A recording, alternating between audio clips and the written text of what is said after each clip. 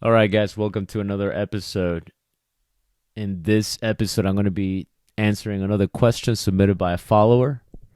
And the question is it's a good question.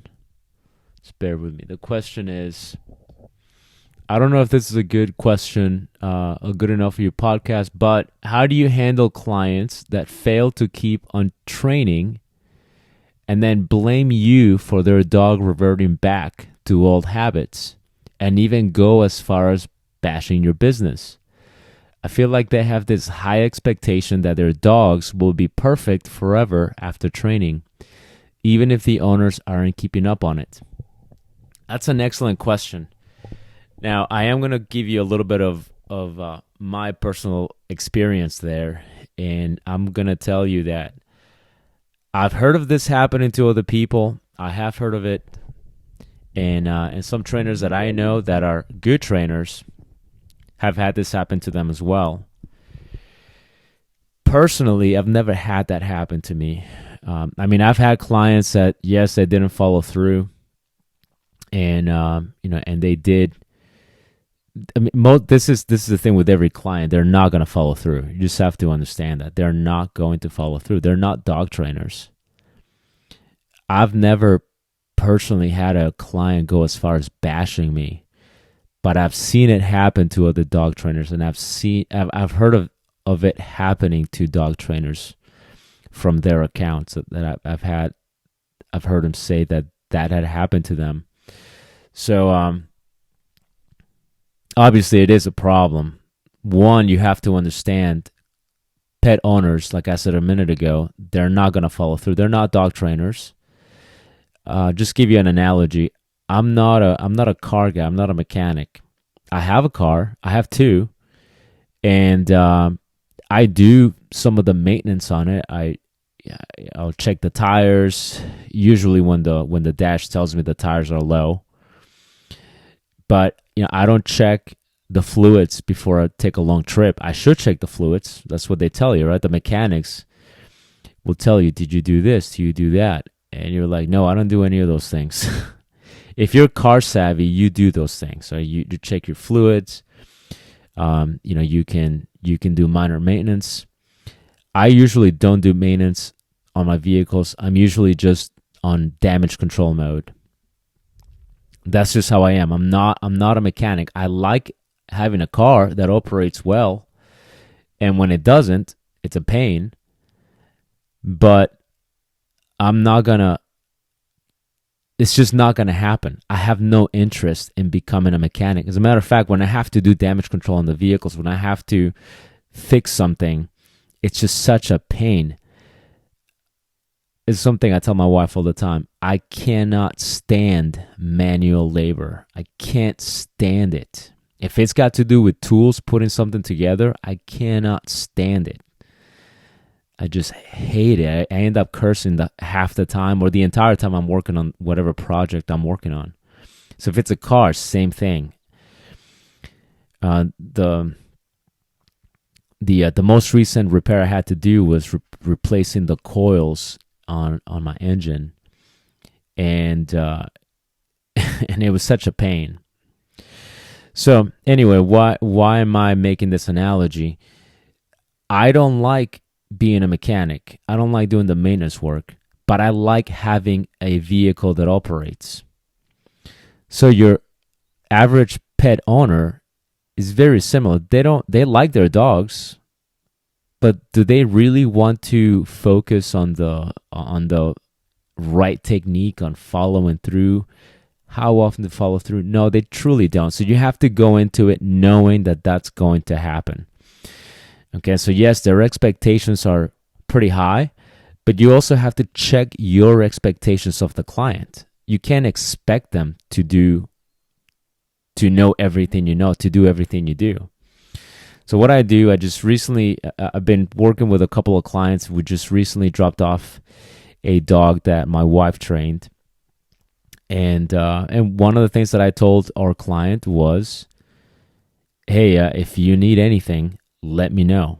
Okay, because I know he's going to have questions. I know he's got his priorities.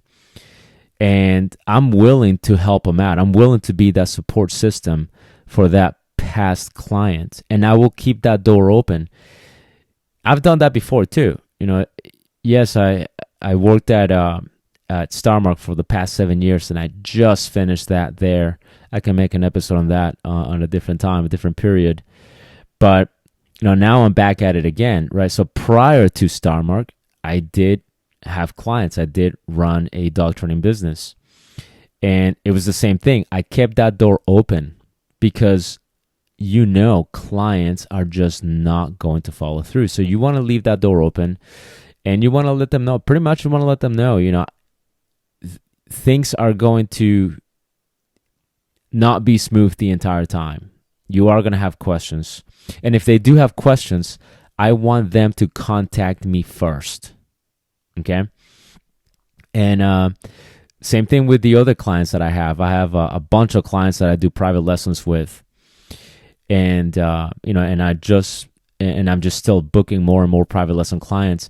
And that's one thing I tell them: if you have questions, let me know. If there is something that comes up between this appointment and the next appointment, let me know. And yes, it can be, it can turn into a little bit of overstepping of boundaries in terms of your personal time. But think about this: who would you rather them contact or get their information from when they're not following through, when their dogs are reverting back? Google, YouTube, another trainer, or send you a message, and then that you can then contact them back whenever you have a chance. Okay? If they bring you that problem, if they tell you, hey, what is happening here? I'm having a hard time with this. You can at least now you have an open door for refresher training. You want to keep contact with that person. A lot of clients become repeat clients. So, the funny thing is, I just recently I got contacted by a client that I had over 7 years ago, almost 8 years ago, and they were good clients. I worked with them with private lessons. I was doing private lessons, in-home private lessons at their place every day. Okay, they knew that they were not the most committed, so they asked for a lot of help, and I helped them out.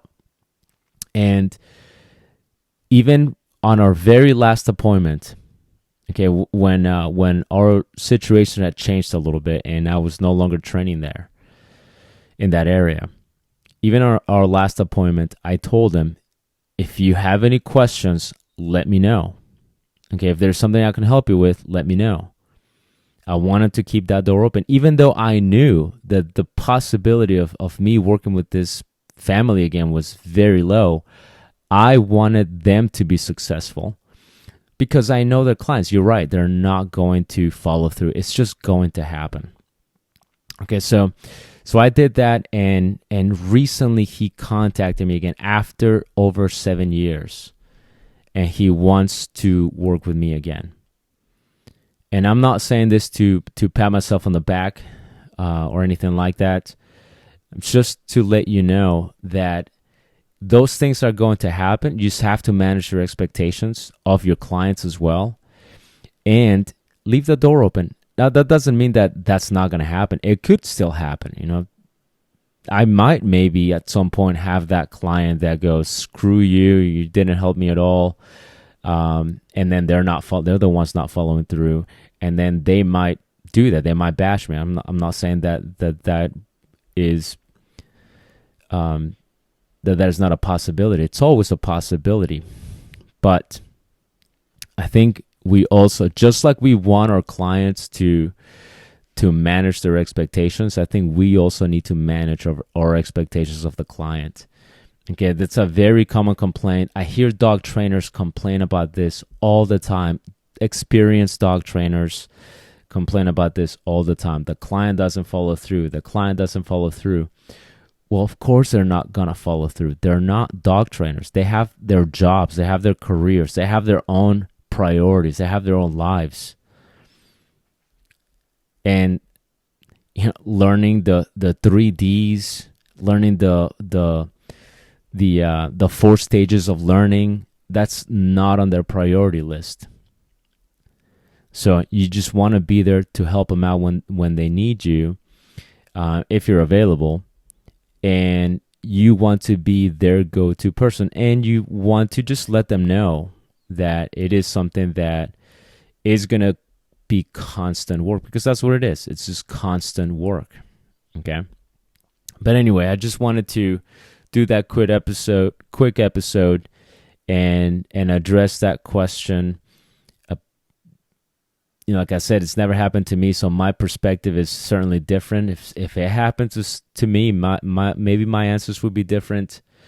But yeah, I would say manage your expectation of the client, and just realize that might happen.